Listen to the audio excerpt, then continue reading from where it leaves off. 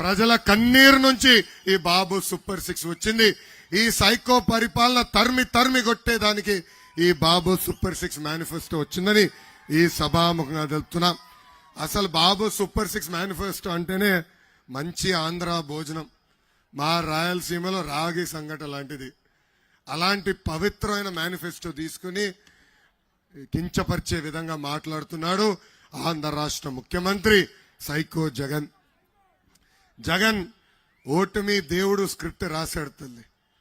వాళ్ళ పార్టీ అభ్యర్థులుగా నిలబడడానికి ఎవరు సిద్ధంగా లేరు.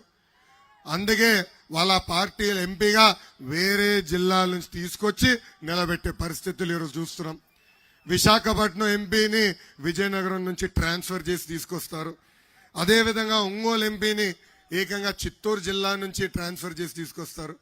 ఇంకా నరసరావుపేట ఎంపీగా బెట్టింగ్ స్టార్ అనిల్ని నెల్లూరు నుంచి ట్రాన్స్ఫర్ చేసి తీసుకొస్తారు. ఇంకా గుంటూరు ఎంపీగా ఒక క్రికెటర్ ముందలకు వస్తే నువ్వు ఎంత డబ్బులు ఇస్తావు, ఎప్పుడు ఇస్తావు అని వేడిస్తే అతను ఆ పార్టీ నుంచి పారిపోయే పరిస్థితి ఈ రోజు అందరం చూస్తున్నాం. ఇంకా కర్నూలు ఎంపీ సీట్ సొంత మంత్రికి ఇస్తే నాకు వద్దు బాబు అని చెప్పే పరిస్థితి ఈరోజు చూస్తున్నాం.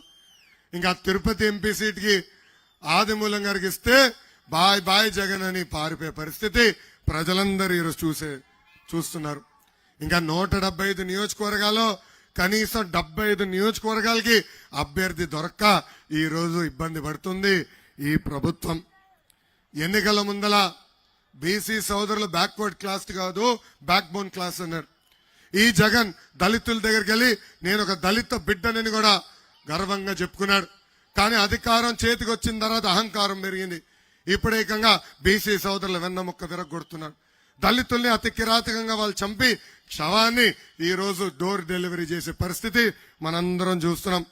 జగన్ పాలనలో జరిగింది సామాజిక అన్యాయం.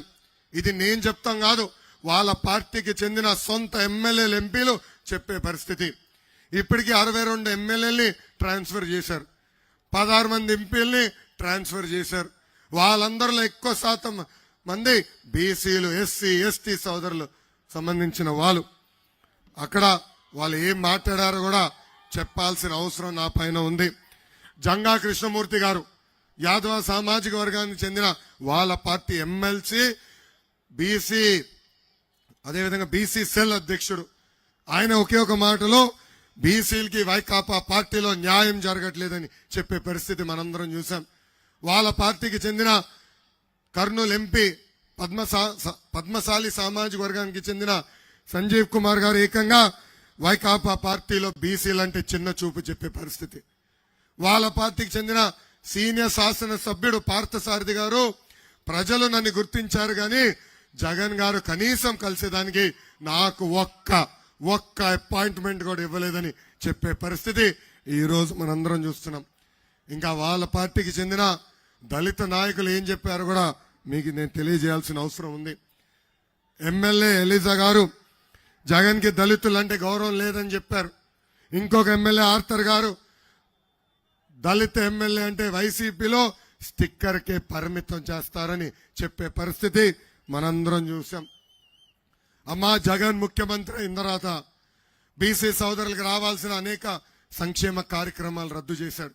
స్థానిక సంస్థ ఎన్నికల్లో మనకు రావాల్సిన 10% రిజర్వేషన్ కూడా తగ్గించి 16,500 బీసీ సోదరులకి పదవులు దూరం చేశాడు.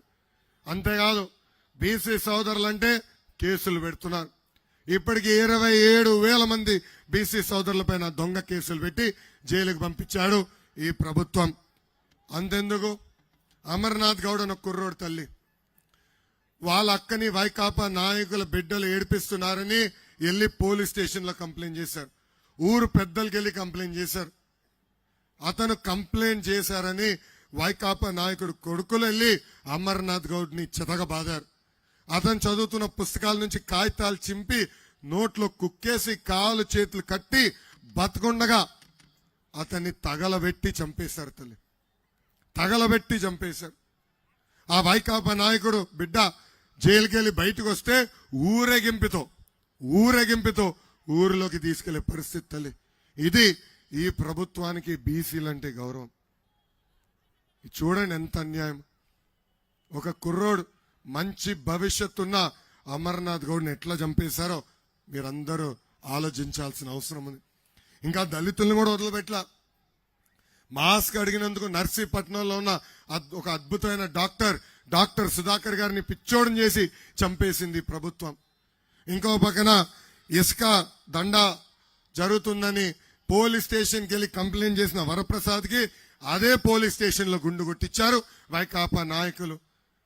తూర్పుగోదావరి జిల్లాలో మనం చూసాం, వాళ్ళ పార్టీకి చెందిన ఎమ్మెల్సీ అనంతబాబు ఒక దళిత డ్రైవర్ సుబ్రహ్మణ్యుని అతి కిరాతకం కొట్టి చంపేసి శవాన్ని డోర్ డెలివరీ చేశాడు.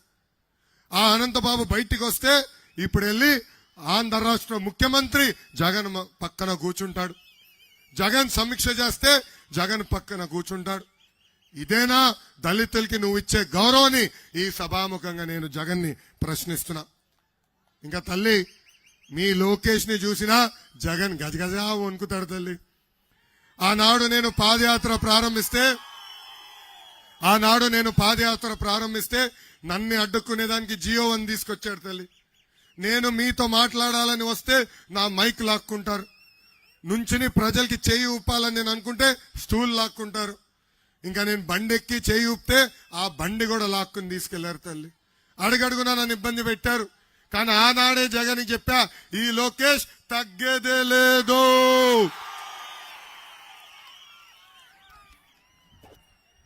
ఇప్పుడు ఎర్ర బుక్కమైన కూడా కేసు పెట్టారు తల్లి.